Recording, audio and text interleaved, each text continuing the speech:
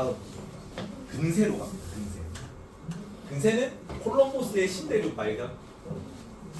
1492년인데 이제 1392년이 조선 건국이고 1392년, 1592년이 임진왜란이죠. 그 사이자로 보통 외우라 그러는데 조선 건국 100주년을 기념해서 에스파니에 사절을 보낸 거죠. 그래서 쭉 조선 찾아가다가 중간에서 신대륙 발견했을 때 농담이고요. 있는 사람 없죠? 있는 사람 없고. 하여튼 이것도 이제 일본에서 이제 사절 보내다가 200년 기념해가지고 조선 건국 200년이라고 사절 보냈는데 동네부터 성성하게 멍청하게 총을 쏴가지고 임진왜란이 일어난 거죠. 농담이고요. 하여튼 이런 느낌이고 인사합시다 그들과 처음으로 이렇게 인사합시다 그들과 인사합시다 그들과 처음으로 그둘이니까. 그래서 요 이후에 어떻게 되냐? 요 이후에 사실은 이게 그 1453년에 뭔 일이 발생하냐면 동로마 제국이 멸망해. 동로마 제국이 멸망하고 나서 지중해 무역 우스만 투르크가 다 차단하거든. 근데 이탈리아만 이득을 봐요. 이탈리아를 경유해서 유럽으로 이제 그 지중해 무역 그 결과가 들어갔기 때문에. 그래서 저기 어디만 소외된 거냐면 스페인하고 포르투갈만 소외됩니다. 원래 지중해 무역해서 후추 막 하고 막 그 뭐 비단 뭐 이런 거 해가지고 막 달달하게 이윤 뽑아먹고 있다가 먹고 살 길이 없는 거죠. 그래서 왕실 국책 사업으로 인도 항로를 개척하자 그래가지고 포르투갈은 주로 아래쪽으로 갔고 동방 항로를 개척했고 이제 스페인이 원래 그 콜럼버스가 제일 처음에 이탈리아에 먼저 갔어요. 포르투갈에 먼저 갔는데 포르투갈은 이미 밑으로 잘 개척하고 있는 거지. 뭐 서쪽으로 갈 필요 없다 그래가지고 이제 도박하는 느낌으로 스페인이 보낸 거예요. 이자벨 여왕이 보냈어. 그래서 저쪽으로 갔는데 마침 거기에 신대륙이 있었던 거죠. 그래서 콜럼버스는 죽을 때까지 거기가 뭘로 알고 있었기 때문에 인도로 알고 있었기 때문에 이제 아메리카 원주민들이 뭐가 된 거야? 인디언이 된 거죠. 인도 사람들이 된 거죠. 이런 얘기고. 근데 콜럼버스 신대륙이 발견되고 된 이후에 이제 철학의 메타는 중세 철학이 없어 이제 중세 철학이 없죠. 그리고 뭔가 미지의 세계를 개척하려는 뭐 발전한다, 뭐 인식 그러니까 개척하려는 이런 게 주된 사상의 흐름이 돼. 인식론적 경험론이든 합리론이든 인식론이라 그래. 그래서 외부 세계를 어떻게 인식할 것인가, 경험을 통해서 인식할 것인가, 이성을 통해서 인식할 것인가. 그리고 아직까지 신을 부정하는 거 참고로 중세가 끝났잖아. 신을 부정하는 거는 요때 돼야 나와요. 아직까지 유럽은 그리스도교 중심이잖아. 신을 전적으로 대놓고 부정하는 사상은 없어. 저 유럽 그 뭐 2차 세계대전, 1, 2차 세계대전 겪으면서 원래 신께서 내려주신 이게 뭐 세상의 뭐 바른 진리 뭐 이런 게 없다 이런 거 이성 신앙 뭐 이런 거에 대한 믿음이 다 없어지고 나서 니체가 신을 죽이고 나서 무신론적 실존주의가 나와요.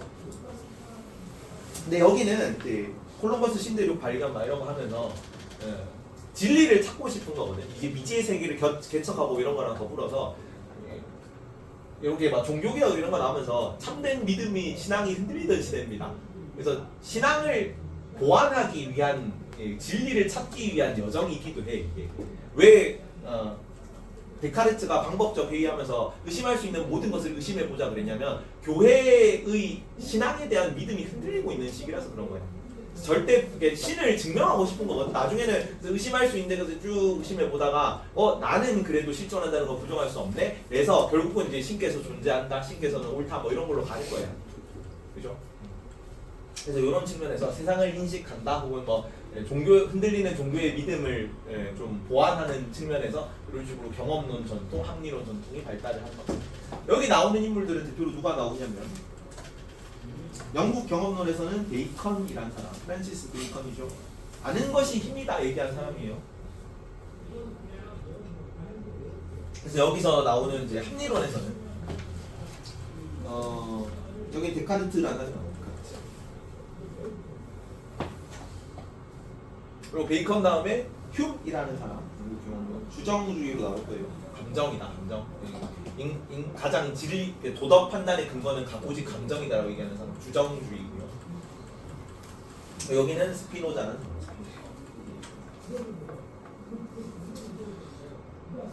감각 경험 나이는 전부 다 영국에서 발달하거든요. 여기는 대륙이고, 막 챗GPT하고 물어보고 많게 했는데 일단은 이게 얘가 대외 개척을 많이 한 그 나라기도 해줘. 가장 식민지 개척을 활발하게 한 나라잖아. 그래서 뭐 정서상 맞았다는 뭐 얘기도 있고요. 막 여기 챗GPT한테 물어보고 사이트 막 찾아보면 일단은 원래 종교가 더 많이 발달한 게 교회의 전통, 추상적인 사고 이런 게 대륙에서 훨씬 더 많이 발달했던 거지. 영국에서는 상대적으로 이런 이제 대륙적 사고, 이성적 사고, 뭐 추상적 사고가 이 대륙이랑 멀었던 바람에 조금 덜 했던 것 같아요. 여기 이제 이 전부 다 대륙에서 한 거잖아요. 여기 나 있는 거. 대륙이 로마, 스위스, 독일 막 이런 거니까 이런 종교의 입김이 좀 덜한 지역이라서 이성적 사고, 지성적 사고 뭐 이런 거 합리적, 추상적 사고보다는 조금 감각, 경험 이런 게 좀 더 상대적으로 강했다 뭐 이런 식으로 설명을 하는 것 같더라고요. 그래서 여기 나오는 거 감각, 경험 라인은 좀 여기서 쭉 영국입니다. 근데 2차 세계대전 이후에는 영국도 2차 세계대전 무대였잖아. 유럽도 뭐 드레스덴 대공습하고 독일에서 막 비행기 날리고 그랬거든요. 그래서 2차 세계대전 이후에는 전부 이런 거 감각, 경험, 진리를 찾으려는 시도는 없어요. 진리를 찾는 시도는 없고 막 이런 거지. 유럽 전체가 다 이렇게 되는 거지. 내 주관은 무엇인가? 왜냐면 지침을 내려주는 게 사라졌으니까. 철학이든 신앙이든 이제 지침을 내려주는 건 없어요. 2차 세계대전 이후에는. 그리고 내 주관적인 선택이 중요해지는 겁니다. 그래서 실존주의가 나오는 거고. 근데 이 감각 경험 라인은 어디로 갔냐면 영국 애들이 세운 게 미국이잖아. 그대로 미국으로 갑니다. 왜? 미국은 2차 세계대전에 1, 2차 세계대전에 수혜국이니까. 유럽의 공장 역할을 미국에서 했기 때문에 미국이 이전까지는 1타는 유럽이었거든요. 전부 다 1차 세계대전 이전까지. 1차 세계대전을 거치면서 공업화, 산업화가 근대화가 쫙 이루어지면서 미국이 세계 제1국가가 된 거야. 너무 많이 생산해가지고 전쟁 끝나고 잠깐 경제 대공황 왔다가 2차 세계대전 터져가지고 사는 거야. 지금도 그래서 아직까지 세계 제일 강대국이죠. 그래서 여기는 이제 장밋빛 미래 그대로 가는 거죠. 그래서 감각 경험 라인 그대로 계승해서 실용주의 간다. 여튼 그래서 이제 신대륙 발견없이 스피노자까지 갔던 거고요. 여기는 아직 신을 증명하려는 시도다, 이성적 진리를 찾으려는 시도다. 근데 방법이 다른 거지. 여기는 경험을 통해서, 여기는 이성을 통해서. 그리고 산업혁명 이후 시기에 이게 어떤 방식으로 바뀌었냐면은 여기 산업혁명 이후를 근대라 그래요. 근대. 그래서 산업혁명 이후 여기는 일찍 질렸다. 유럽은 농사 짓는 걸 동양보다 일찍 질려 했다. 일찍 질려 이렇게 증기기관 발명이고요. 여기서는 이 산업혁명 터지고 나서 나중에 사상 파트에 나오는데 자본가랑 노동자가 둘로 나눴거든요. 자본가, 노동자. 그래서 자본가들을 옹호하려는 사상이 삐짝짝 따라붙고 있잖아. 원래 산업화, 근대화가 시작되는 초창기 국가들은 전부 다 노동자들 대우가 열악해. 우리도 한때 노동시간 전 세계 탑을 찍은 적이 있었죠. 그때 우리나라가 공업화 시기라서 그런 거야. 왜냐면은 근대 농업 사회에서는 내가 농사를 짓고 싶어도 계속 지을 수가 없죠. 밤 되면은 쉬어야 되고 겨울 되면은 수확 못 하잖아. 그지? 집에서 막 나는 소일거리 하고 막 뭔가 다른 일들을 해야 되는 건데 강제로 쉬어야 되는데 공장은 그런 게 없죠. 노동자는 1년 365일 공장에 단순 반복작업만 하면 되잖아. 노동 환경이 되게 열악하고 노동 시간이 길었던 건데 그러면 그거를 자본가가 노동자 피 짝짝 빨아먹으면서 수탈하는 게 착취하는 게 괜찮아라고 하는 게 자본주의죠. 그게 우리 최대의 그 효용을 가장 극대화시켜 줄 거니까. 사회적 효용이 극대화는 이제 우리가 정부가 아무 역할 안 하고 그냥 가만히 내버려뒀을 때 사회적 효용이 극대화되는 겁니다. 자본주의 9% 내용. 자본주의고. 자본주의. 그리고 이제 그렇게 하면 안 된다. 노동자들 이제 사유재산 이런 거 개인 자유 강조하니까 노동자들이 착취 당한 거다. 사유재산 다 없애자. 이게 사회주의고. 사회주의 중에 제일 잘 나가는 게 공산주의고. 이런 거 있었죠. 사회주의랑 공산주의 사이에서 요 두 개의 사익과 공익의 조화를 추구해야 된다는 게 공리주의입니다. 그래서 최대 다수 최대 행복은 개개인들의 행복을 전부 다 동일하게 보는 거지. 그치? 개인을 중시하는 거잖아. 근데 그 개인의 합이 최대인 게 도덕적인 거죠. 그래서 공익도 고려하는 거야. 그래서 얘는 물론 미리 나중에 공익 자유주의자긴 하지만 벤담을 자유주의자라고 일반적으로 얘기하진 않아요. 자유주의는 개인만 중시하는 건데 그게 아니라 개인을 더 중시하는 건데 얘는 사익과 공익을 조화를 추구하려고 했던 사람이라서 그래서 자본주의와 사회주의의 중간 정도 개념을 봅니다. 공리주의는. 그래서 사익과 공익의 조화인 거죠. 여기는 대표적인 인물이 벤담이라는 사람이고요. 여기는 밀이라는 사람이에요. 영국입니다. 다음. 자, 칸트는 조금 다른 입장인데 여기는 이제 과학 기술이 막 발달하고 있죠. 증기기관, 증기선, 증기기관차 이런 거 나오고 있잖아. 그러면 반대로 당시 대륙 철학은 뭐가 위주였냐면 그렇네. 대륙 철학은 뭐가 지금 주도하고 있었냐면 휴머의 회의론이 회의주의입니다. 회의주의. 진리는 발견할 수 없다는 입장이에요. 그래서 진리가 뭐 없고 발견할 수 없고 이런 게 철학을 되게 좀 주도하고 있던 메타였다고. 얘는 철학과 교수님이거든. 칸트라는 인물이고 칸트랑 로스라는 사람이 나중에 로스입니다. 로스 아니고 로스. 칸트는 그 당시 이제 독일에서 케니스부르크 대학 교수님의 좀 늦은 나이에 교수님이 된 사람이야. 내가 철학과 교수님인데 과학은 막 눈부시게 발전해가지고 막 자연 법칙, 이제 뭐 문명의 발전 뭐 이러고 있는데 철학은 회의주의 막 유행하면서 단적으로 내가 대학 교수님인데 철학과에 신입생이 안 들어오는 시기입니다. 그래서 철학의 위기라고 스스로 느끼고 있던 시대야. 그래서 발전하는 과학에 맞서 철학의 과학화를 시도했던 인물입니다. 그래서 자연 법칙과 대비되는 무엇? 도덕 법칙을 얘기하는 사람이다. 는 나중에 합시다. 일단 조금 이따 다음 시간에 할 것 같아가지고 다음 주에. 그래서 도덕 법칙과 자연 법칙을 대비시켜서 자연 법칙에 맞던 도덕 법칙의 법칙을 세우려고 했던 철학의 법칙을 세우려고 했던 사람. 그리고 그게 법칙이 너무 예외가 없으니까 현실적이지 않잖아. 여기는 거짓말을 하지 말라. 그다음에 뭐 사람의 목숨을 구해라 두 개 있으면은 둘 다 충돌할 때 답을 안 내줘요 칸트는. 독립군이 우리 집에 숨으러 와가지고 사냥꾼이 온 거죠. 사슴관이 와가지고 사슴이 숨었을 때 사슴이 어디 있습니까? 라고 물었을 때 거짓말을 하지 말아야 되잖아. 사슴은 저기 있습니다. 그런 거. 근데 사슴을 구해야 되는 것도 사슴이라고 하기 좀 그렇다. 사슴은 이제 내재적 가치가 없기 때문에 독립군이 숨었을 때 일본 순사가 가지고 독립군이 어디 있습니까? 라고 물으면 거짓말을 하지 말아야 되니까 독립군은 저기 숨었습니다 해야 되는 거죠.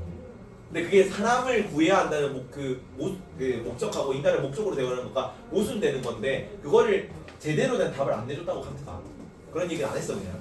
법칙끼리 충돌할 때 어떻게 되냐. 로스라는 사람이 조건부 의무가 있다. 그래서 우리가 직관적으로 판단했을 때 더 우선되는 의무를 먼저 따라야 된다. 이런 얘기를 하는 사람입니다. 나중에 나올 거다. 여기까지가 좀 배경 설명이 길었는데 약간 알고 있는 얘기 신나서 알고 있는 얘기 나와서 신나고 오타쿠가 막 이렇게 막 한 그런 느낌 끌어오는 이런 게 다 시험에 나오진 않아. 시험에 나오진 않는데 이런 걸 이해하면은 조금 더 이해가 쉬울 것 같았어요. 요거 보고 넘어갑니다. 데카르트 죽음인데 여기는 그냥 여기 데카르트가 머리가 되게 좋은 사람이었대. 어렸을 때부터 몸이 약하고 머리가 좋은 사람이 그래가지고 우리가 사사평면 그리는 거 있잖아. 좌표평면. 얘가 그래서 어렸을 때부터 누워가지고 몸이 약해가지고 아침에 일찍 일어나려고 굉장히 힘들어했답니다. 근데 머리가 똘똘한 친구였기 때문에 그때 다니던 학교 선생님한테 허락받고 얘만 오전 수업 제끼고 오후부터 학교 가던 그런 친구야. 그래서 맨날 누워가지고 말하면서 파리가 위에 날아다니는 걸 보고 사상분면을 개발했다 그래요. 근데 뭐 그런 사람인데 어째 이 데카르트가 이렇게 몸이 약하고 말하는데 말년에 유명한 철학자고 하니까 아마 스웨덴인가 그래. 이쪽에 스웨덴 공주님의 가정교사 역할을 했습니다. 그래서 데카르트시 일어나세요. 원래 맨날 늦잠 자던 사람인데 북쪽 추운 나라 가가지고 맨날 새벽에 강의를 나가야 됐던 거지. 데카르트시 일어나세요. 철학 개존잼 일주일 3번 아침 5시에 크리스티나 여왕님께 철학 강의를 하셔야 됩니다.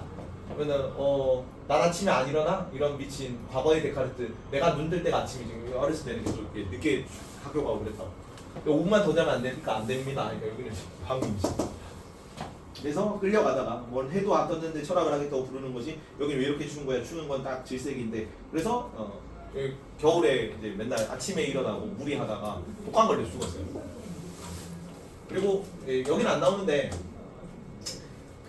철학자들마다 다 자기 사상을 실천하면서 죽었거든요. 에피쿠르스는 어떻게 죽었냐면은 말년에 결성 이런 거 걸려가지고 고통스러워하다 죽었대. 요로결성 이런 느낌이었던 것 같아.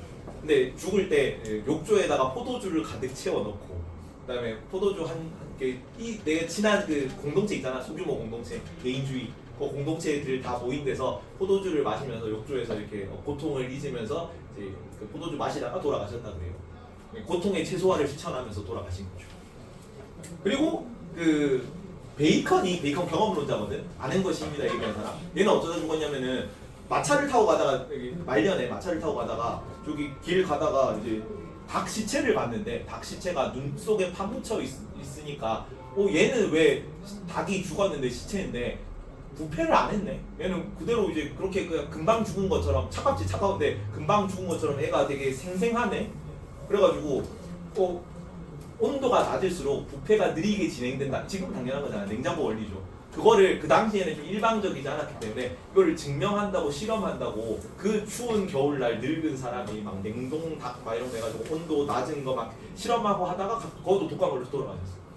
이런 느낌이죠. 철학자들이 다 자기 벤담은 나중에 어떻게 죽었냐면 벤담은 공리주의를 평생 실천하면서 산 사람이거든. 최대한 실패했고. 그래서 내가 행위 공리주의이기 때문에 어떤 행동을 할 때 그게 누구에게 어떤 영향을 끼치지를 맨날 생각하면서 살았던 사람이야. 행동 하나 할 때 공리를 증진시킬까 뭐 감소시킬까 고민하면서 살았는데, 그래서 죽을 때 내 장기는 전부 다 기부했어요.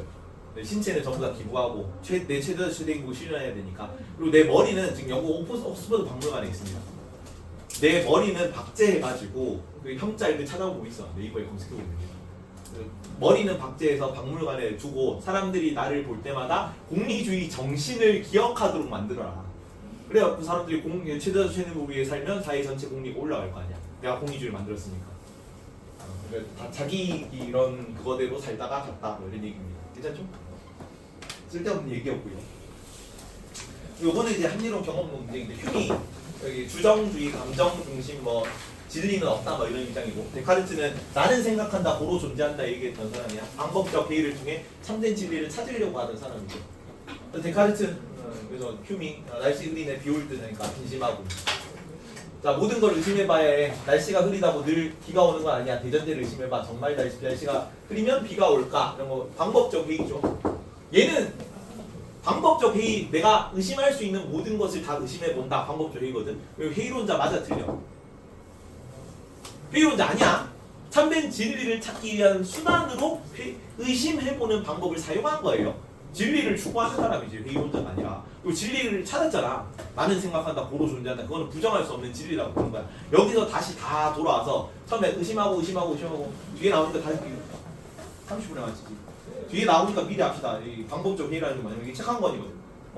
무슨 뭐 방법 소설 뭐 이런 책에 나오는 내용들이 우리가 진리라고 생각하는 뭐 여러 것들이 있잖아. 사물을 인식하고 있지. 네모는 세모는 동그라미는 이렇게 있는데 멀리서 보면 뭐야 얘네가. 멀리서 보면 점으로 보이잖아. 우리가 네모, 세모, 동그라미라고 인식하는 것도 인간의 감각이 불완전하기 때문에 이게 진짜 네모, 세모, 동그라미가 아닐 수도 있다. 사실은 다 멀리서 보면 점인데 우리가 점을 보고 똑같다고 생각했는데 네모, 세모, 동그라미일 수도 있는 거지. 그리고 우리가 그러면 이제 경험적인 거 말고 이성적인 거, 원리 이성적인 거. 수학, 논리학 이런 게 가장 이성적인 거잖아.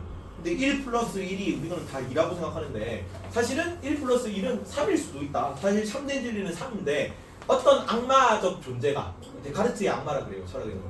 어떤 뭐 우리가 이해할 수 없는 어떤 우리가 인지조차 못하고 있는 어떤 외부의 어떤 존재가 우리한테 내가 1 플러스 1은 2라고 생각할 때마다 계속 간섭을 하는 거지.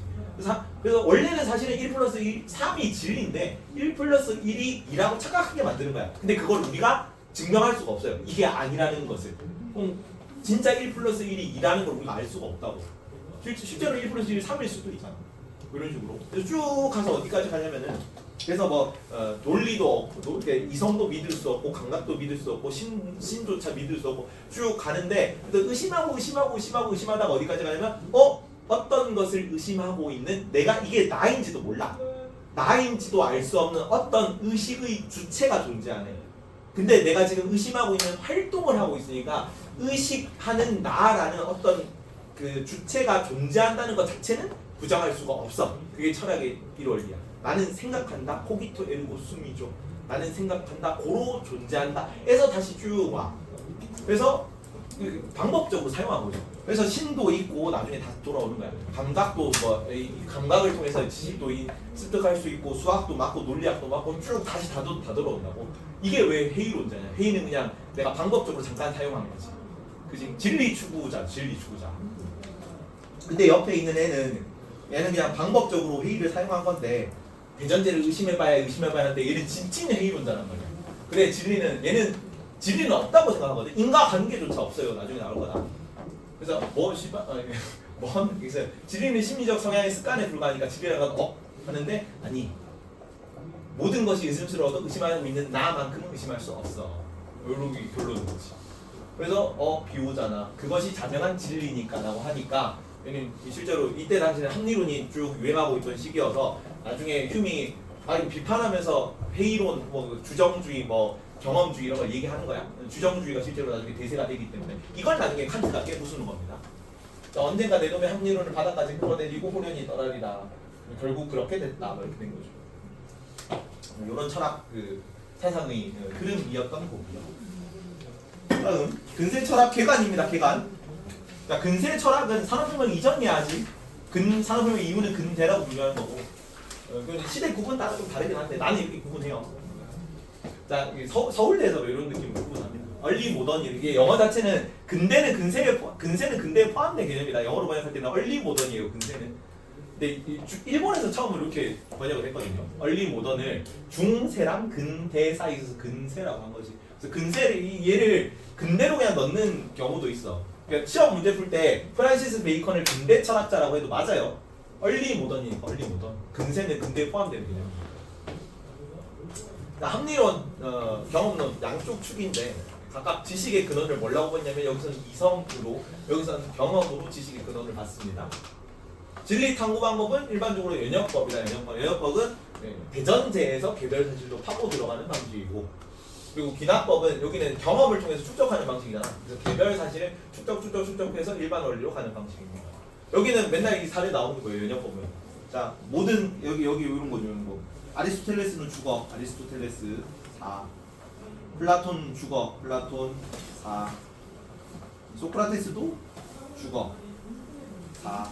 그러면 뭘 할 수 있니? 개별 사실들에서 모든 인간은 죽는다를 추론할 수 있다고.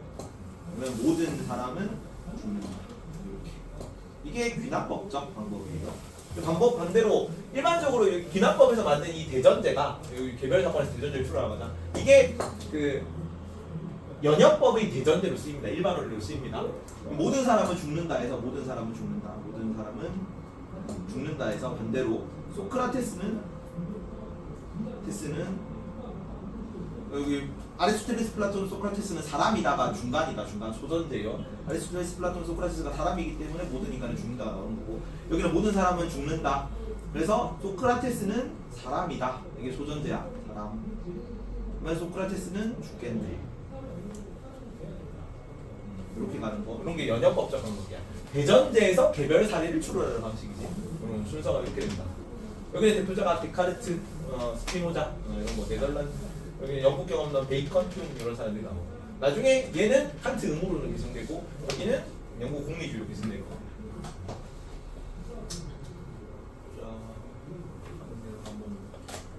3분 있다 합시다. 2분 있다 같이 보자. 그 연역법, 귀납법을 잠깐만 더 얘기를 하자면요. 연역법은 일반 원리에서 개별 사실을 추론하는 거잖아요. 뭐 어떤 장점이 있겠니 얘는? 이게 대전제가 오르면은 얘는 오류가 있을 수 있어 없어요? 얘는 무조건 참인 결론이 나올 수밖에 없다. 요 안에서만 나오니까. 근데 나중에 나오니 여기 베이컨이 이렇게 얘기하거든. 경험에만 의존한 애들은 거미처럼 자료를 모아서 하는 거미의 방법이었어요. 전형적 방법이 거미의 방법입니다. 왜? 내 안에서만 어떤 대전제 안에서 자기 안에서도 계속 논리를 구사하는 거지. 대전제가 옳다면 반드시 참인 결론을 얻을 수 있지만 어떤 단점이 있겠어요? 새로운 사실을 추가할 수가 없어요. 그렇지? 여기는 반대로 새로운 사실을 계속 추가할 수 있지. 개별 사실을 추가할 수 있잖아. 얘는 어떤 단점이 있겠니? 반대로 오류가 나올 수 있겠지. 그래서 요 비판하는 게 대표적으로 비판하는 내용이 경험론을 비판하는 기납법을 비판하는 대표적인 사례 중에 하나가 칠면조 역설이라고 있어. 그래서 칠면조가 1년 365일 내내 점심에 종을 딸랑딸랑 치면은 주인이 모기를 줬던 거지. 그래서 막 모기 먹으러 막 재밌게 갔는데 이제 1년 365일째 딸랑딸랑 해가지고 먹이를 먹으러 갔더니 갑자기 주인이 모기를 안 주고 목을 비트는 거지. 그날이 땡스 기빙 데이였기 때문에. 그래서 우리가 맨날 태양이 동쪽에서 떠오른다 그래서 365 이렇게 수천만 년 동안 태양이 동쪽에서 떠올라왔지. 지구가 자전 방향이 이쪽이었으니까. 근데 내일 갑자기 우리가 알 수 없는 원리에서 지구가 자전 방향이 반대로 바뀔 수도 있잖아. 태양이 서쪽으로 뜨겠죠. 서쪽에서 태양이 뜨겠지. 라는 걸 우리가 예상할 수가 없다고. 그지? 그러니까 지금까지 쭉 그래 왔으니까 그러겠거니 하는 거죠. 이해가죠? 근데 뭐 장점은 뭐야? 근데 하지만 우리가 새로운 사실을 추가할 수 있잖아. 만약에 우리가 100마리의 검은 까마귀를 보고 까마귀는 검다라는 명제를 정했다고 칩시다. 그런 일반 원리를 발견했다고 칩시다. 근데 101번째 하얀 까마귀가 나왔어. 그럼 뭐라고 얘는 명제를 수정하겠니? 까마귀는 대체로 검었다가 돼야 돼요. 모든 까마귀가 검다가 아니라 까마귀는 대체로 검다가 된다고 명제를 수정하지. 근데 여기는 까마귀가 검다, 100마리의 까마귀를 봤는데 모든 까마귀는 검다라고 하고 101번째 하얀 까마귀가 나서 면역법은 어떻게 합니까? 그치, 얘는 까마귀가 아닌 게 되는 거야. 왜냐면 그 안에서는 발레가 나올 수 없잖아. 흰색이 나온다면 걔는 까마귀가 아닌 거지. 이런 차이가 있다 정도로 말하고 넘어갑시다. 자, 베이컨입니다. 프랜시스 베이컨. 얘는 과학기술이 이때가 신화노 개척 시기잖아. 그래서 과학기술 발전, 경험적 지식의 축적, 과학적 지식 축적. 그 돌아가시는 것도 아까 그 냉동 닭 실험하다 돌아가셨죠. 그런 이제 과학적이고 경험적인 사실의 축적을 지식이라고 하거든. 그 지식의 축적이 되게 중요하다고 봤던 사람이에요. 그러니까 과학적 지식의 유용성을 강조하고, 그래서 아는 것이 힘입니다. 아는 것이 힘입니다. 베이컨을 상징하는 멘트라서 자주 나옵니다. 그리고 과학기술이 모든 걸 다 해결해 줄 수 있다고 생각해서 과학기술 지상주의라고 해요. 이상 국가는 뉴 아틀란티스입니다. 뉴 아틀란티스. 나중에 이상국가 할 때 또 나온다. 이 얘기 똑같이 나옵니다. 뉴 아틀란티스고. 여기는 뭐냐면 우리가 막 그 문제가 많이 발생하잖아. 과학기술 발생해가지고 지구온난화 되고 있죠. 그리고 뭐가 다 해결해 줍니까? 과학기술 다 해결해 주겠죠. 탄소 포집 기술 이런 거 해서 이산화탄소 다시 잡아들이면 되잖아. 그럼 이산화탄소가 더 이상 배출되지 않겠죠. 아무리 이산화탄소 열심히 떼더라도. 그래서 과학기술로 도래할 미래의 이상사회를 뉴 아틀란티스라고 정의를 합니다. 그리고 사회 지도층들은 다 과학자들이고 일반 이제 시민들도 다 여가 생활로 과학 발명 같은 거 하고 동아리 활동 같은 거 하면서 모여가지고 학술회의로 과학기술 이런 발명품을 만들었습니다. 이런 거 하는. 이게 그래서 실제로 요 뉴 아틀란티스의 모티브를 이게 영감을 얻어가지고 베이컨 이후부터 영국 왕립 과학학회라는 게 생겼대요. 지금도 이어지고 있답니다. 이런 사상에서 이제 기반이 되는 거겠죠. 그리고 여기는 이제 지식을 축적해야 되잖아. 미지의 세계는 어떻게 해야 돼? 개척해야 나가는 거지. 그래서 정복지향적 자연관이라고 해요. 여기는 이제 신화노 개척 이후 시대죠. 요즘 뭐 방황하는 자연을 노예로 삼아 인간의 이익에 봉사하게 해야 된다. 방황하는 자연이 뭐겠니? 우리가 알지 못하는 미지의 신대륙이죠. 식민지 개척 정당화는 논리예요. 이게 유럽인들이 노예로 삼아가지고 잘 문명화시키고 지배해도 돼. 인간의 이익을 위해 봉사하도록 만들어도 돼라는 거지. 그러면 여기는 참된 지식을 추구하자고 하는 사상이거든. 근데 참된 지식을 가로막는 장애물들이 있어. 그걸 우상이라고 번역합니다. 요거 극복 대상이지. 극복 대상. 이런 걸 뭐라 그러냐면 네 가지 우상을 외우십시오. 동굴의 우상. 여기는 종족의 우상. 종족의 우상. 인간을 만들어. 그다음에 여기는 동굴의 우상. 동굴의 우상. 개인의 경험이나 자란 환경에 따라 편견. 그다음에 시장의 우상. 소문과 말로 인해 생기는 편견. 그다음에 극장의 우상. 권위를 맹신하는 데서 오는 편견. 뭔 얘기냐면 이거는 인간 중심주의 때문에 생기는 편견 같은 걸 말해요. 그래서 칠판 아프겠다 이런 거. 인간이니까 이렇게 느낄 때 내 손이 아프지 칠판이 아프겠냐. 통합세가 없는데. 그래서 새가 노래한다 이런 거야. 새는 그냥 뭐 비명을 지르는 걸 수도 있죠. 구애의 뭐 노래 뭐 이런 걸 수도 있는데 새가 지저귀는 걸 보고 배고프다 멍 때린다 뭐 이러고 있는 걸 수도 있는데 그러니까 새가 노래한다라고 얘기를 하는 거죠. 꽃이 방긋방긋 있는 거예요. 이거는 뭔 얘기냐면 인간 중심 관점에서 자연을 보는 건 전근대 이거 전부 다 전근대 사고관의 탈피다. 이건 점성술 미신 이런 거예요. 마녀 사냥 이런 거 했잖아. 마녀가 주술을 부려가지고 인간이 뭐 이렇게 뭐 전염병이 돌고 그런 거 없다는 얘기지. 뭐 이게 뭐 자연이 뭐 별이 떨어지는 걸 보고 이거 공명이 죽겠구나 이런 거 했잖아. 삼국지에 그런 거. 깃발이 막 깃대가 부러지는 거 보고 누구 군대가 패하겠구나 이런 거 그런 거 아니라고. 이해갑니까? 이게 자연을 인간 관점에서 그런 게 아니고 그냥 자연 그대로 분석할 때 이 편견을 극복하는 인간의 관점의 편견을 극복하라는 겁니다. 종족의 우상이에요. 다음 뭐 점성술 미신으로부터의 탈피고 전근대사로부터 탈피. 동굴의 우상은 내가 어떤 것을 경험했을 때 들어오는 편견, 고정관념 전부 다 편견, 고정관념이야. 근데 내 경험에서 오는 편견, 고정관념을 동굴의 우상이라고 해요. 그래서 원래는 걔가 되게 귀여운 동물이죠. 걔는 늑대를 길들인 거잖아. 그래서 인간에게 공격성이 없는 동물을 길들여가지고 걔가 강아지가 된 건데 어떤 강아지가 내가 어렸을 때 내가 강아지에 물렸어. 그러면 강아지는 사실 귀엽고 작은 동물인데 이제 내가 어릴 때 물린 경험 때문에 그 개라는 동물 자체를 되게 무섭고 흉포하고 난폭한 동물로 생각한다고. 내 개인 경험에 따른 거잖아. 그게 동굴의 우상입니다.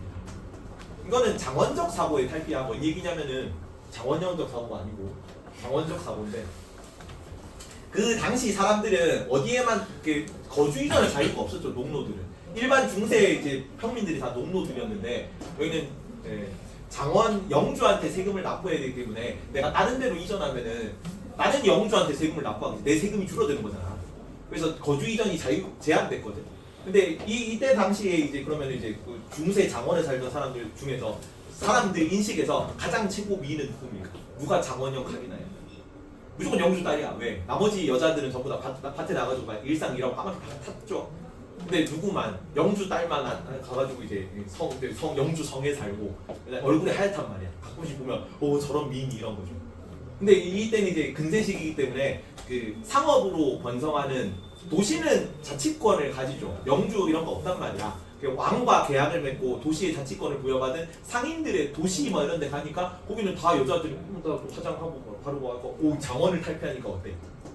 동굴을 탈피하니까 더 새로운 세계가 바깥에 있다고. 내 개인 경험에서 벗어나야 되니까. 중세적 사고의 탈피죠. 시장의 우상은 뭐냐면 이제 시장이 맨날 가면 그러잖아. 다 미치고 파는 거죠. 그지? 그래서 잘못된 말로써 사람들 사이에 얘기하고 이러면 생겨난 잘못된 믿음. 여기 뭐 신, 도깨비 이런 건데 유령 이런 거 실제로 없잖아. 도깨비, 신 이런 거, 유령 이런 게 없는데 사람들이 뭐 도깨비, 뭐 엘프, 뭐 드워프, 뭐 이런 거 막 ним프, 뭐 이런 거 얘기하다 보니까 걔네들이 실제로 존재하는 것처럼 착각한다고. 잘못된 고정관념이죠. 괜찮죠? 유령을 무서워할 필요가 있어 없어. 근데 그 베이컨이 격분했던 논쟁 중 하나가 중세 교회의 첨탑 있잖아. 위에 십자가 달려있죠. 이 첨탑에 천사들이 몇 명 앉을 수 있는가라는 걸 가지고 성직자들끼리 서로 논쟁하는 게 나거든. 이런 게 어디냐고. 베이컨이 막 격분하던 이런 게 있어요. 이런 거 얘기하지 말라고. 천사가 실제로 있는지 없는지도 모르는데 우리가 다 천사 하니까 실제로 여기 뭐 앉을 수 있다 없다 막 이런 걸로 논쟁을 쓸데없는 가지고 논쟁하고 있는 거지. 그런 거 하지 말라는 얘기예요. 다음. 그다음에 극장의 우상은 왜 이게 극장이냐면은 그 어떤 연극이라는 건 가상의 세계죠. 그 가상 세계에서 나오는 권위 때문에 우리가 그 인물이 실제 그런 권위를 가진다고 착각한다는 얘기야. 그러니까 우리가 악역 전문 배우가 실제로 악한 사람이 아니죠. 근데 악역 전문 배우가 뭐가 잘못을 주면 역시 악역 전문 배우 관상은 과학이다 이러잖아. 그건 아무 관련이 없다고. 원래는 그런 권위가 없는데 뭐 예를 들어서 뭐 연예인들이 막 예전에 뭐 에어컨 뭐 소주 광고 이런 거 하잖아.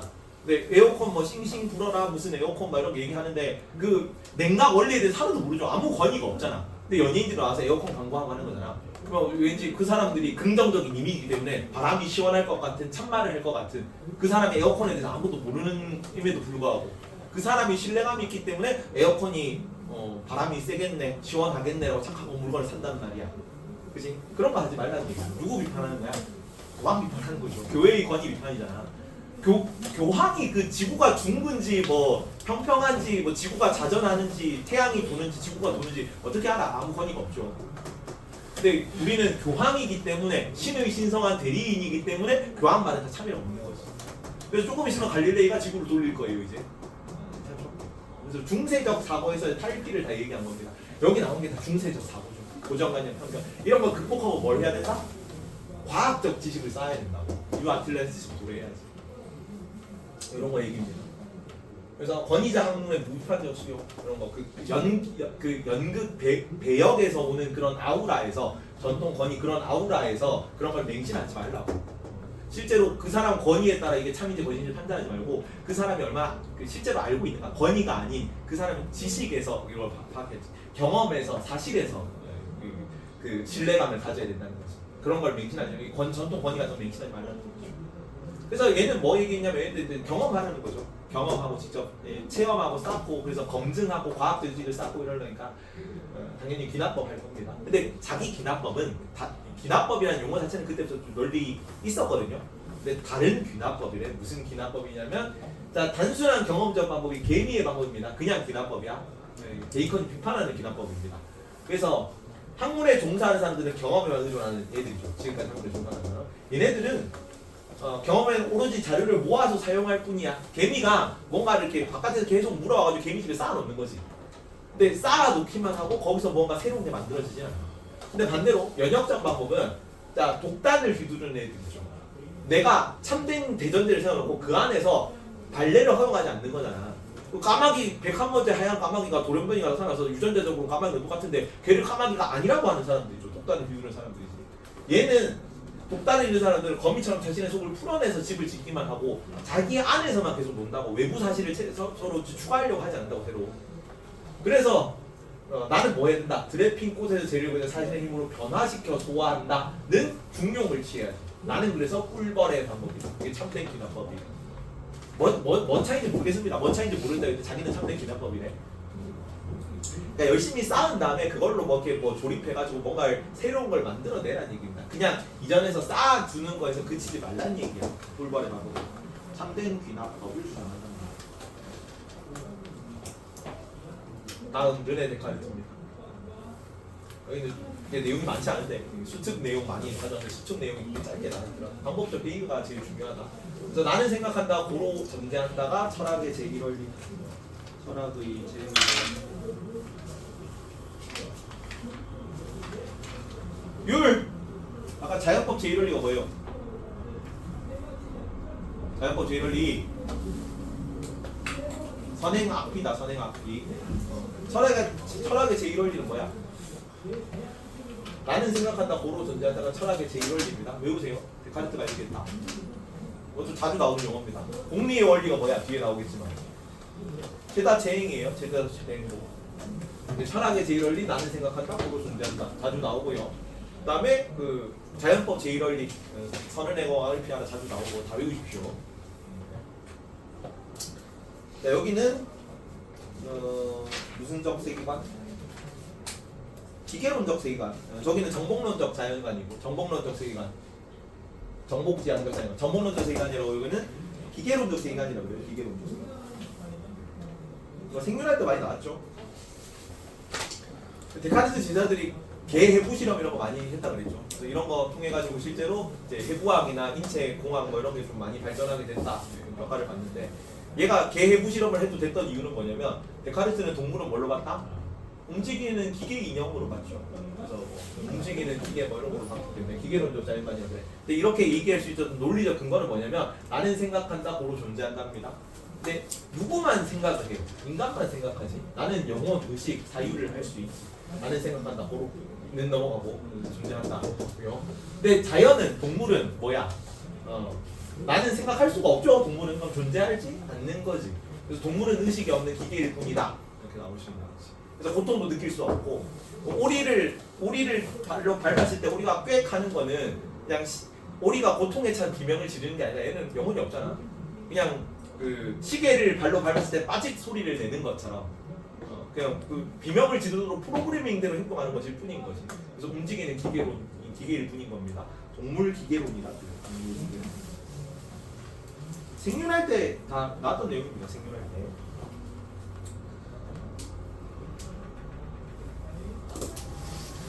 자, 그래서 누구만 도덕도 지위를 가진 인간만 도덕도 지위를 가진 자연의 단순한 물질이고 기계일 뿐이므로 지배 대상인 거야. 정복 대상이고. 그래서 둘 다 얘는 정복지향적 세계관, 여기는 기계론적 세계관이라고 얘기하는데 둘 다 뭐 이렇게 식민 지배해도 되는 거죠. 자연이 이제 이개척한 식민지니까 지배 대상이다. 그래서 인간 중심주의 사례를 나와요. 환경 문제 뭐 발생하고 하니까 동물 중심주의, 생명 중심주의, 생태 중심주의 나오는 거지. 자, 방문론은 여기는 그 연역인데 요거 직관이라는 단어 쓸게요. 직관 연역. 직관이라는 단어를 왜 써놨냐면은 우리가 알고 있는 직관은 뭐예요? 때려 맞춤이죠. 딱 하면 척이잖아. 근데 여기서 직관이라는 게 나중에 딱 딱하면 척이라는 거는 실존주의에서 직관을 그런 의미로 써. 딱하면 척 같은 의미로 직관이라는 단어를 사용하는데 여기서의 직관은 너무 이성이 너무 활발하게 잘 작용해서 굳이 고차원적 사고를 하지 않아도 이게 하나하나 따져봐지 않아도 바로 딱 이해되는 거예요. 그래서 이성하고 동의어로 쓰여요. 정신 쪽에 아무런 의심도 남겨주지 않는 매우 명석한 지적 활동, 통찰 이런 게 직관이죠. 그러니까 그냥 이성이야. 이성, 지성 이런 게 직관이랑 같은 걸로 나오기 때문에 얘는 합리론인데 직관 중시에 딱 맞아요. 직관이 이성의 활동, 명석 판명한 이성의 활동을 직관이라고 한다고 주의하십시오. 그리고 아까 얘기했던 거 필연적인 모든 추론 면역구조예요. 넘어갑시다. 다음 스피노자, 휴까지는 하고 오늘 더 나갈 수 있고 칸트까지 조금 나갑시다. 자, 스피노자는 일단 네덜란드 사람인데 네덜란드 유대계 가문이래. 유대계 가문이어가지고 유대계니까 유대교 믿었겠죠. 유대계의 신은 뭐예요? 유대계의 신은 야훼죠. 야훼. 이게 기독교 얘기하면서 안 했나? 기독교가 전부 다 유대교가 뿌리다. 유대교가 뿌리고 여기서 기독교 나오고 여기서 그 이슬람교가 나온 거죠. 그래서 다 뭐라 그러냐면은 유대는 지역명이고요. 지역명. 유대 지역이죠. 팔레스타인 지역 거기를 이제 유대 지역이라고 유대 지역. 유다의 왕국이었죠. 왕국이. 근데 민족명으로 하면 히브리 민족이야. 히브리 문자 이런 거 쓰죠. 우리도 지역명으로 하면 한반도에 사는 거잖아. 한반도 사람이고 그다음에 그 민족명으로 하면 한민족이잖아. 그래서 여기는 이제 유대 민족이 히브리 민족이기 때문에 다 헤브라이즘 계열 종교라고 해요. 헤브라이즘 종교. 공통점은 뭐냐면 종말론, 유일신, 구원론 뭐 이런 거예요. 그래서 먼 훗날에 종말이 올 거고 그때 누군가 메시아가 찾아서 우리를 구원해 줄 건데 그 구원자가 누구다? 아직 안 왔다. 다 유대교입니다. 그리고 종말이 닥쳤을 때 누구만 선민사상이라 그러거든요. 여기는 민족 종교고 여기는 보편 종교다. 누구만 구원받을 거냐면 유대인들만 구원받을 거야. 그러니까 2000년 동안 나라를 떠돌면서 박해당했죠. 우리만 구원받으니까. 나머지는 다 지옥불에 떨어질 거죠. 나를 박해하는 다른 민족들. 근데 기독교는 그걸 어떻게 했냐면은 유대 민족이 아니어도 지옥불에 떨어지지 않을 수 있어. 구원받을 수 있고 뭐만 하면 나 믿으면 나 누구? 나 예수. 그래서 보편 종교라고 평가를 받아요. 예수를 믿으면 다 구원받을 수 있는 사상이라서. 그래서 유대교에서 얘기했던 메시아가 예수인 거야. 그래서 뭐 유대의 왕 예수 말하는 거, 뭐 유대교에서는 자기가 구원자라고 자칭하는 사람이니까. 그리고 막 그러면서 유대인들 아니라도 구원받을 수 있다고 하는 사람이니까 유대인들이 그 로마 총독한테 이렇게 꼰질러 가지고 얘가 십자가에 매달린 겁니다. 예수님이 유대인들의 적이죠. 그래서 여기는 예수님이 구원자다. 그리고 뒤에 나온 이슬람교는 구원자가 누구야? 구원자가 마호메트죠. 그래서 뿌리가 같아. 다 헤브라이들 종교이기 때문에 그 유대교 여기를 뭐 토라라고 하거든. 토라. 구약 플러스 유대교 경전이다. 그리고 구약 플러스 신약까지 한 게 성경이죠. 성경. 그리고 구약 플러스 이슬람교 경전 더한 걸 뭐라 그러냐면은 내 이름은 코란 경전이죠. 코란. 이런 거. 그래서 뿌리가 다 비슷해요. 여튼 그래서 얘는 유대인이었기 때문에 네덜란드에 살았지만 원래 유대인들이 나라를 잃고 계속 떠돌았죠. 2000년 동안 이스라엘 만들어지기 전까지 계속 나라를 잃고 떠돌았잖아.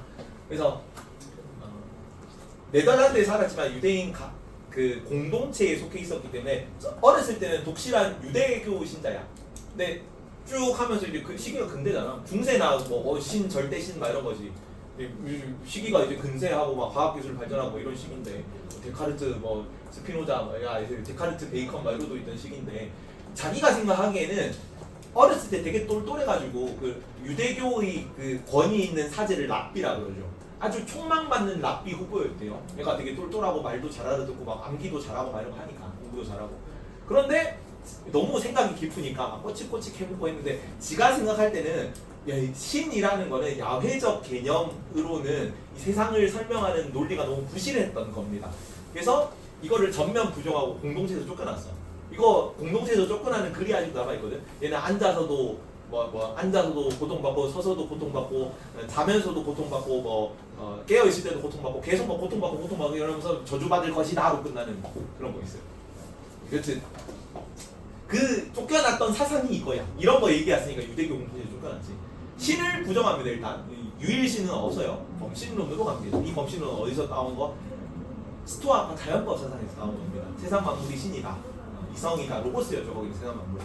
여기도 신은 자연이고 법칙이고 필연적 인과 질서라고 하는 거예요. 유일한 실체라는 단어가 딱 두 번 나온다 그랬지. 자, 그 아우구스티누스가 악은 뭐라 그랬어? 악은 뭐니? 아우구스티누스의 악. 선의 결력. 뭐가 아니라? 실체가 아니라. 네. 여기는 유일한 실체가 신입니다. 신이 유일한 실체라고. 그리고 초월적 존재 아닙니다. 그러니까 초월적 존재라는 거는 세상 바깥에 있는 존재야. 중세 신이 초월적 존재야. 근데 여기는 세상 그 인과 법칙 그 자체란 말이야. 그래서 내재적 원인이라는 용어를 써요. 내재적 원인. 왜 내재적 원인이고 얘는 아까 중세의 신은 외재적 원인이고 초월적 원인인 거지. 일단 여기 인과 법칙은 세상 안에 속해 있는 거잖아. 그리고 인간을 포함한 모든 사물은 실체인 신의 양태에 불과하다고 합니다. 양태. 요 용어도 많이 나옵니다. 양태라는 용어도 중요해요. 양태는 실체가 보여주는 모양, 형태예요. 실체가 다르게 표현된 것. 사물이든 인간이든 뭐 보드마카든 지우개든 터치펜이든 다 인과 법칙의 표현에 불과하다고.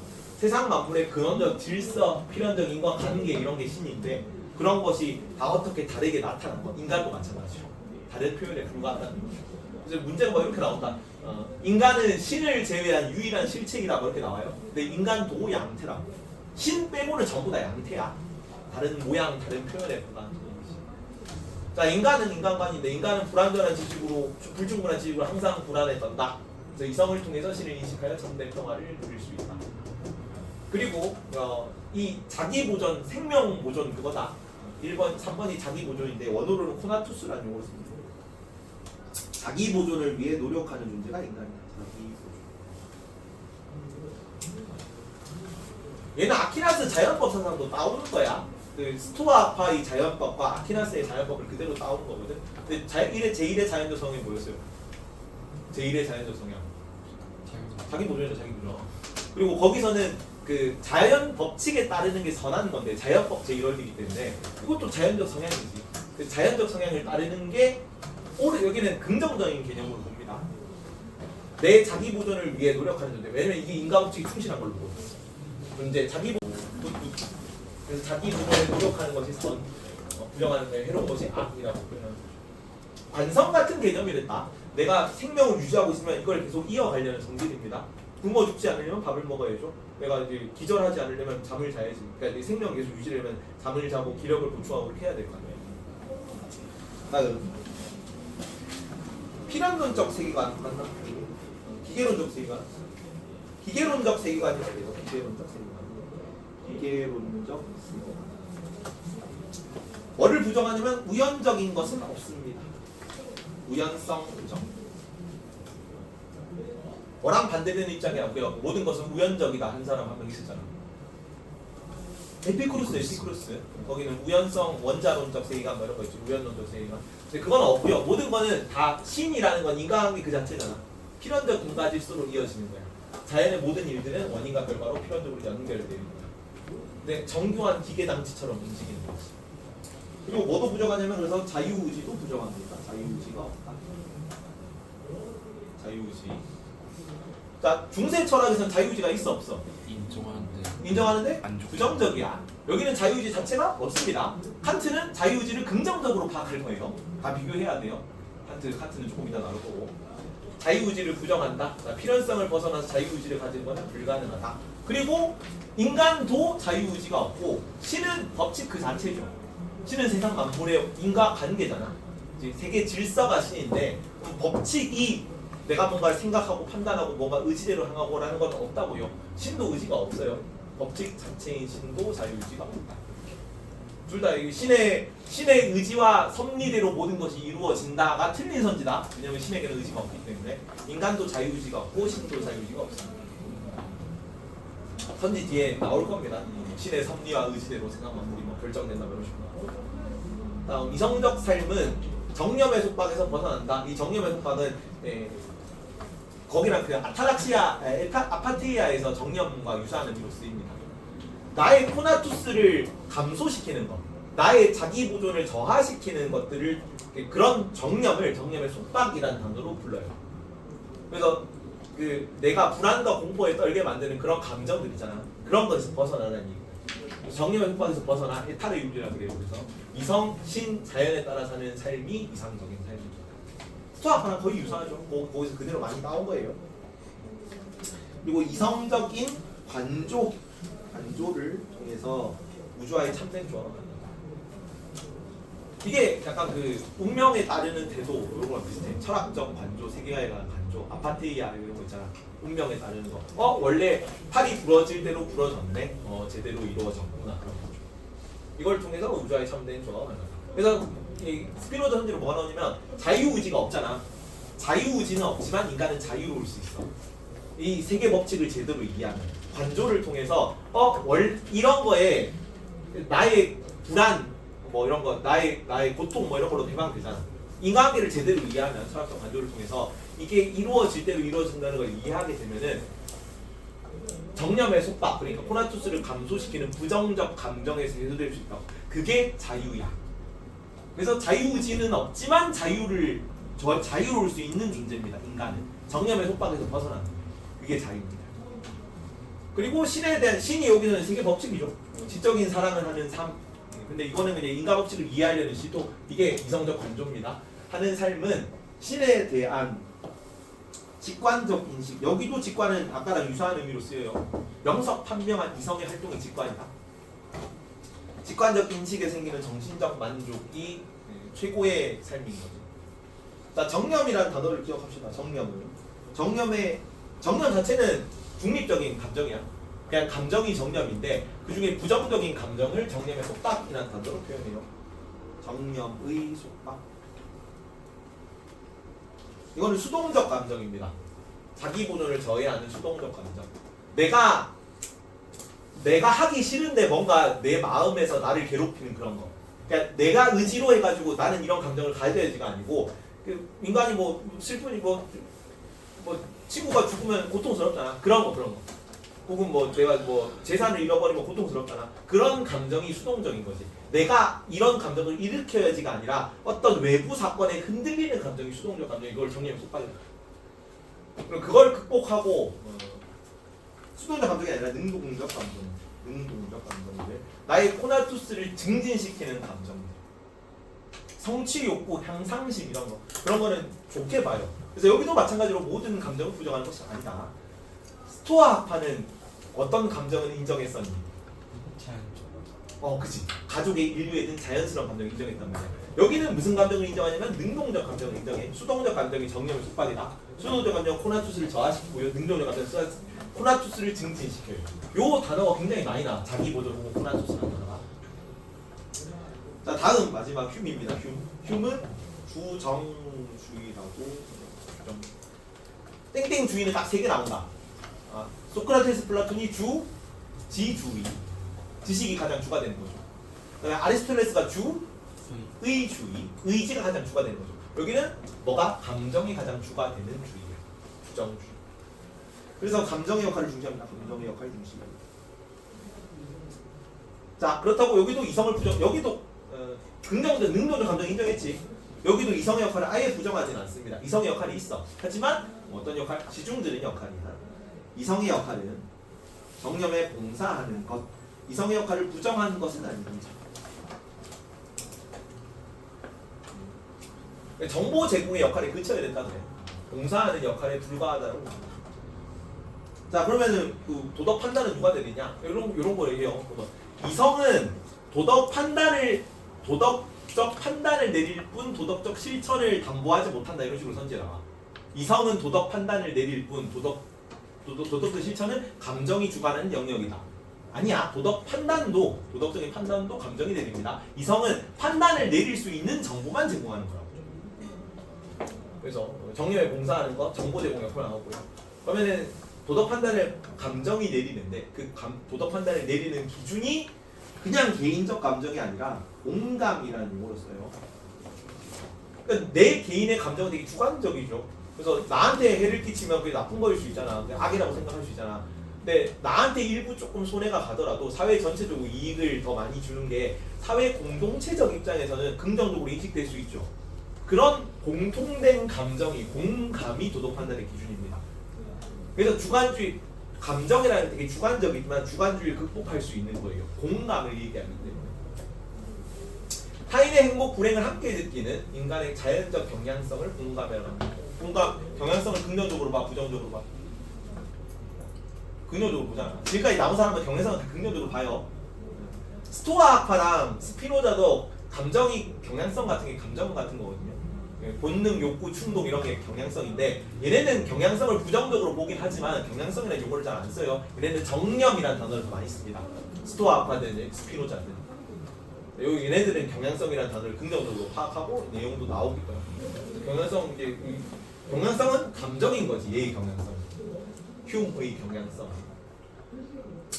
자, 그리고 공감을 얘기하면서 사회 전체적인 경향성, 감정을 얘기했기 때문에 사회적 차원의 이익을 부과시키는 계기가 많은데요. 그래서 최대다수 최대 행복이 나올 수 있는 거죠. 공리주의에 영향을 끼칠 겁니다. 공리주의에 영향을 끼친다.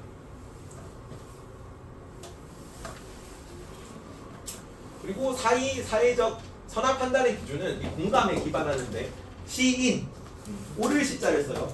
옳게 인정하는 감정. 부인, 부정적으로 인식하는 감정.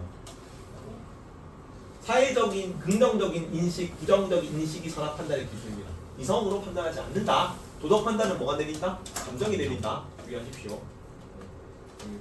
이성은 그냥 정보 제공 역할만 제공하는 거지.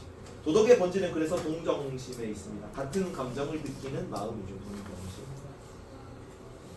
동정심 그 단어 어원이 똑같아. 영어로도 compact이잖아. 함께가 COM이 함께라는 뜻이죠. 공통으로라는 뜻인데 함께 파트가 이제 감정이니까 파토스니까 함께 느끼는 감정, 동정심, 같은 감정 정자죠. 에 있다고 봅니다. 이타심의 감정만이 그래서 선해요. 남을 이해할 수 있는 마음, 남을 자기처럼 여길 수 있는 마음. 마지막으로 회의주의입니다. 회의주의. 여기 아까 그 휴메 회의론이 유행했다 그랬죠 당시에. 그 데카르트 방법적 회의론 비판하는. 자, 뭐든 없냐면 인과관계란 없습니다. 뭐랑 정반대되는 입장이면 스피노자랑 정반대되는 입장이죠. 스피노자는 모든 것이 다 인과관계죠. 그래서 자유의지가 없는데 여기는 인과관계가 없어. 회의론이지. 그래서 원인 결과의 실제적 결합은 알 수가 없다. 반복될 관찰의 뿐인 거지.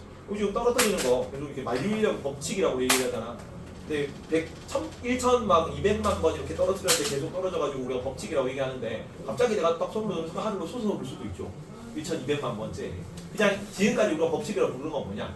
이런 게 인과관계라고 착각하고 있는데 이런 손을 놓으면 바닥으로 떨어진다는 게 수천 수백만 번 반복적으로 관찰되었을 뿐인 거지. 그걸 우리가 법칙으로 착각하고 있는 거야라는 얘기입니다. 실제로 결함을 알 수가 없지. 그냥 이거 다음에 떨어지는 사건이 생겼던 거지. 그게 여러 번 반복적으로 관찰됐던 거지.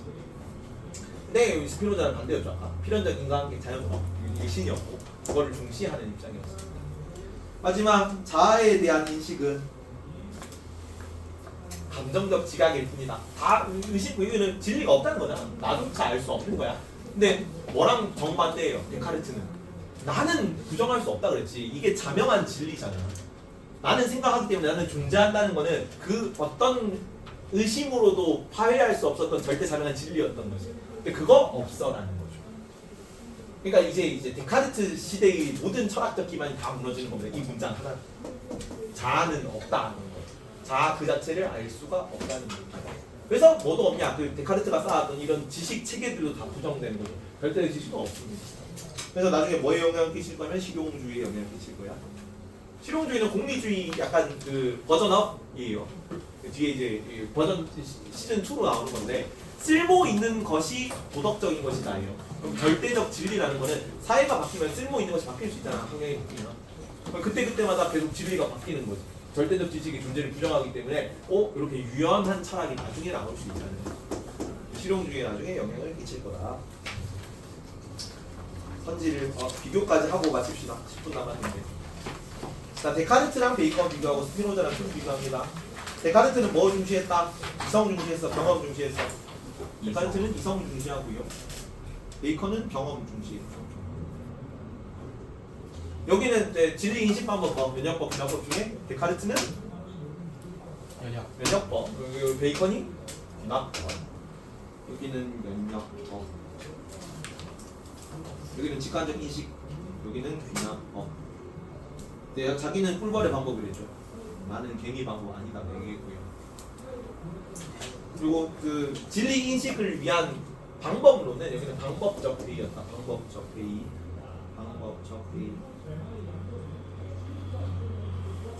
그리고 베이컨 같은 경우는 뭐를 깨부수라. 우리가 원래 가지고 있던 참된 지식의 습득을 방해하는 고정관념, 편견 이런 거를 우상이라고 표현했어. 우상론입니다. 6번 우상론. 데카르트는 기계론적 자연관, 동물기계론이었죠. 여기는 정복론적 자연관, 자연 정복론이었고, 망하고 있는 자연을 노예로 삼아 인간에게 봉사하도록 만들어야 된다 얘기했죠. 데카르트는 그 방법적 회의를 통해서 발견한 진리 뭐였다? 철학의 제1원리 뭐야? 율. 철학의 제1원리 뭐였습니까? 나는 생각한다. 도로 존재한다.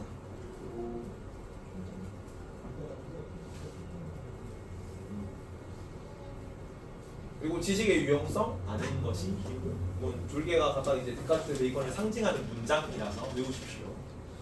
아는 것이 힘.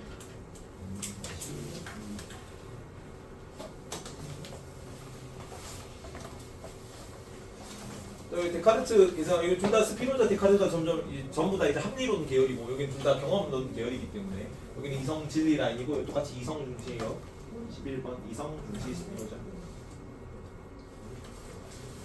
휴먼 경험론 계열이긴 한데 그 중에 특히 뭐가 감정이 주정주의였죠. 감정을 중시하는 감정. 자 스피노자 신은 자연은 유일한 뭐? 자연법. 실체란 용어가 여기 자연법 맞지? 자연법 신은 자연은 자연법 즉 그 자체인데 이게 그것만 실체라고 했죠. 인간은 실체인 신의 뭐에 불과해? 양태에 불과해.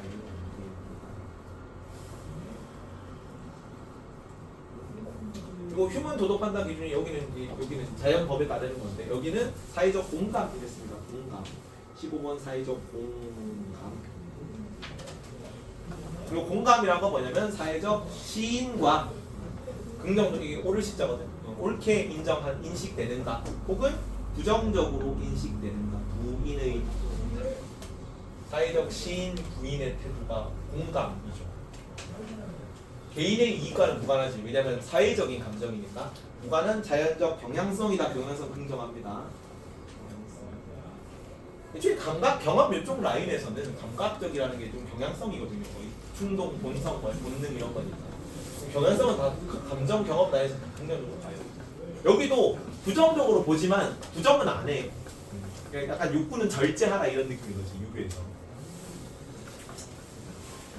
그리고 여기는 필연론적 세계관, 스피노자는 필연론입니다. 필연론적 세계관. 모든 것이 인과관계이기 때문에 뭐가 없어? 자유의지가 없죠. 자유의지는 존재하지 않는다. 암기량이 좀 많다. 이쪽이. 원래 생김보다 윤사가 암기량이 훨씬 많아요. 알아야 문제가 풀린다. 이거 플러스 알파, 독해 실력까지 조금 있어야 돼. 재심 보고 무슨 사람까지 파악까지 해야 돼. 플러스 여기는 휴먼 회의론적 세계관, 회의론. 여기는 진리가 없죠. 여기는 모든 것이 다 법칙으로 가득 차 있고 인간관계고 모든 게 다 진리인데 여기는 진리는 알 수 없는 거죠. 자, 스피노자는 뭘 극복하려면 정념의 속박을 극복하려 했습니다. 정념의 속박에서 벗어나는 것. 그래서 신은 필연적 인과를 인식하는 것이 행복이라고 봤습니다. 그리고 정념의 속박은 감정이 정념인데 정념 중에서 호나투스를 저해하는 부정적 감정을 정념의 속박이라고 표현했었다. 긍정적인 능동적 감정, 호나투스를 증진시키는 감정은 인정했었습니다. 흉은 뭘 극복하라 그러면 인과관계 이런 거, 원인 결과의 실제적 결합은 인식할 수 없다. 이성은 뭐다? 정보를 제공하고 정념에 봉사하는 역할에 불과하다. 그리고 얘네가 이제 이성을 중시하고 감정을 중시했지만 여기는 어떤 감정을 인정한다? 능동적 감정들은 행복을 느끼는데 기여할 수 있다. 아까 뭐 자기 보존, 향상심, 성취감 이런 거랬어. 내가 조금 더 삶을 살아가는데 나한테 보탬이 되는 감정들, 내 자기 보존 욕구를 증진시키는 욕구들, 그런 건 인정했어. 5번, 25번은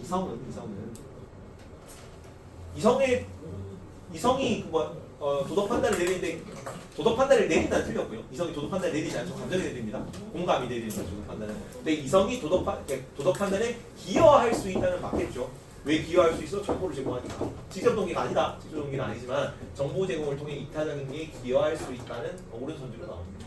그래서 스토아 아파, 에피쿠로스 아파 때도 계속 똑같이 나온 얘기인데 아예 부정하지 않는다고, 그지? 그러니까 이성이 없고 감정이 없고는 인간이 아닌 거죠. 인간을 초월하라는 얘기고, 다만 비중력이라고, 나는 이성이 좀 더 도덕 판단에서 도덕적 행동을 하는데, 인간이 도덕적으로 하는데 이성이 더 중요하다고 생각해. 나는 감정이 더 중요하다고 생각해라는 입장인 거지. 바로 2분 남았는데 빨리 보고 베이컨까지 하고 넘어가자. 데카르트는, 자 성민아, 데카르트는 철학의 제1원리를 방법적 회의의 출발점으로 봤습니까?